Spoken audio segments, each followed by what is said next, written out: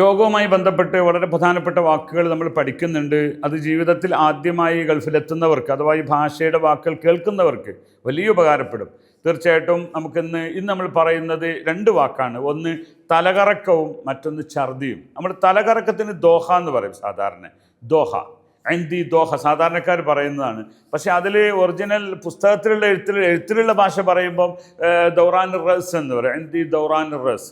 പൊതുവേ അങ്ങനെക്കാളും Doha വല്ലാന്തി Doha എന്ന് പറയും. അത് പഠിച്ചാൽ മതി. ദോഹ അഷ്ഉറു ബിർ ദോഹ എന്ന് പറയും. അഹ്സു എന്ന് പറയും. അഹ്സു ദോഹ മാതിരി ലാസിം ഹിന അംസിക് അഷ്ഉർ എന്ന് പറഞ്ഞാൽ ഐ ഫീലിംഗ്, എനിക്ക് ഫീൽ ആകുന്നു. അതല്ലെങ്കിൽ അഹ്സു എന്നാണ് ഫീലിങ്ങിന് പറയാം. അഹ്സു ദോഹ മാതിരി ഉഷിൽ സബബ്, അറിയില്ല എന്താണ് കാരണം. ഓക്കെ, ദോഹ മനസ്സിലായല്ലോ. രണ്ടാമത്തത് ഛർദിയാണ്. ഛർദിക്ക് സാധാരണഗതിയിൽ പുസ്തകത്തിലുള്ള ഭാഷ കൈ എന്നാണ്. കൈ എന്ന് പറയാം. ഈ കൈ എന്നത് പൊതുവെ എഴുത്തിലൊക്കെ ഉപയോഗിക്കുമെങ്കിലും സാധാരണ സംസാരത്തിൽ തെർജിയും ഇസ്തിഫ്റാവുമാണ് പറയും. തെർജി എന്നാൽ റിട്ടേൺ വരിക എന്നതിൻ്റെ അർത്ഥം. അങ്ങനെ തന്നെയാണല്ലോ. നമ്മൾ കഴിച്ച ഭക്ഷണം റിട്ടേൺ വരുന്നതിനാണ് തെർജി പറയാം. ആ റജ എന്ന് പറഞ്ഞാൽ മടങ്ങി വന്നു എന്നാണ്. അതിൽ നിന്നുണ്ടായൊരു വേർഡാണിത്, ഫി തെർജി. അപ്പോൾ ഡോക്ടർമാർ സ്വാഭാവികമായിട്ട് ചോദിക്കും, ഫി തെർജി ഉണ്ടോ, ഛർദി ഉണ്ടോ എന്ന് ചോദിക്കും. എന്തി തെർജി അല്ലെ ഇസ്തിഫ്റാവ്.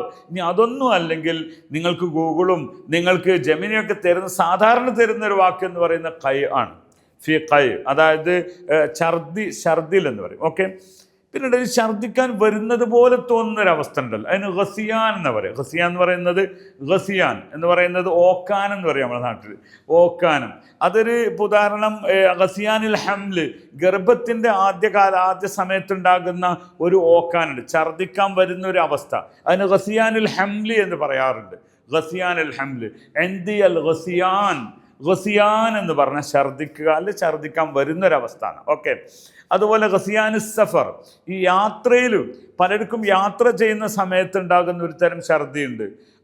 അതിനൊക്കെ ഈ സംഗതി ഗസിയാൻ ഉപയോഗിക്കും. ഓക്കെ, അതൊക്കെ നമ്മൾ പലപ്പോഴും ചെറിയ വിഷയമാണെങ്കിലും അതിൻ്റെ വാക്ക് കിട്ടാതെ കൂടി പോവല്ലോ. അപ്പം ഞാൻ നിങ്ങളോട് പറഞ്ഞതിൽ പ്രധാനപ്പെട്ട ഒരു വാക്ക് കൈ എന്ന് ലിറ്ററേച്ചറിൽ ഉണ്ടെങ്കിലും അത് ഉപയോഗിച്ച് എല്ലാവർക്കും മനസ്സിലാകുമെങ്കിലും അവിടെ സാധാരണ ഇസ്തിഫ്റാഗ് എന്നോ തെർജിയ എന്ന് കൂടുതൽ ആൾക്കാർ ഉപയോഗിക്കും. അപ്പം നമ്മൾ പഠിച്ചത് തെർജിയ, എന്തി തെർജിയ അല്ല, എന്തി തെർജിയ അല്ല, എന്തി ഇസ്തിഫ്റാഗ്, അതും അല്ലെങ്കിൽ എന്തി മറദൽ കൈ, അലിൽ ഈഖാഫുൽ കൈ പറഞ്ഞാൽ നിങ്ങൾ മെഡിസിൻ്റെ പുറത്തൊക്കെ എഴുതിയിട്ടുണ്ടാവും, ഛർദിയിൽ നിൽക്കുന്ന മരുന്ന്, അതിനെ സ്റ്റോപ്പ് ചെയ്യേണ്ട മരുന്നിനാണ് അങ്ങനെ പറയാറുണ്ട്. ഓക്കെ, അപ്പോൾ അങ്ങനെ കുറേ കാര്യങ്ങൾ. അതോടൊപ്പം നമ്മൾ ആദ്യം പഠിച്ച ദൗറാൻ റസി എന്ന് പറയുന്ന ആ ഒരു ലിറ്ററേച്ചർ വേർഡിന് പകരം നമ്മൾ പഠിച്ചത് എന്തായിരുന്നു? ദോഹ എന്ന് പറയുന്നൊരു വാക്കും പഠിച്ചു. ഇതൊക്കെ സംസാര ഭാഷയിൽ സാധാരണ ഡോക്ടർമാർ ഉപയോഗിക്കുന്നതാണ്. നിങ്ങൾക്ക് അവരോട് പറയാവുന്നതാണ്. അങ്ങനെ ഒരു രോഗിക്ക് ഒരു ഹെൽപ്പ് ചെയ്യാൻ നിങ്ങൾക്ക് സാധിക്കുന്നുവെങ്കിൽ അതും വലിയൊരു കാര്യം തന്നെയല്ല.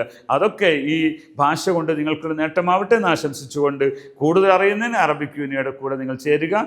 ശുക്രൻ ലക്കും, മഅസ്സലാമ.